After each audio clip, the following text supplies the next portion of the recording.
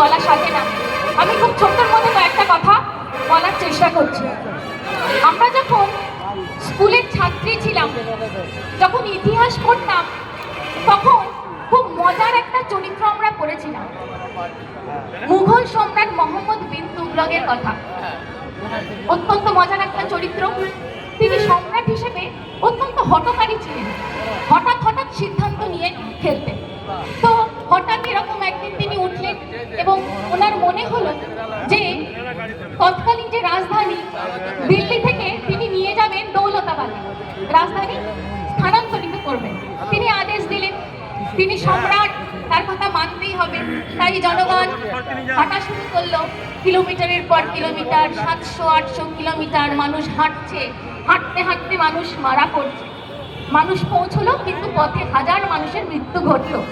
তারপর দৌলতাবাদে পৌঁছে কিছুদিন পর তার মনে হলো রাজধানী আবার দিল্লিতে ফিরিয়ে আনবেন।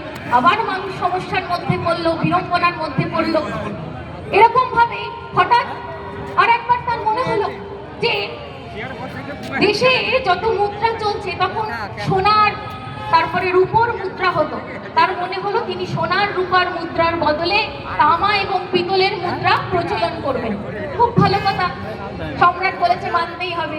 আবার মুদ্রা চালু হলো, কিন্তু দেখা গেল সেই তামার এবং পিতলের মুদ্রা প্রচুর নকল হতে শুরু করলো এবং দেশের অর্থনীতি রসাতলে চলে গেল।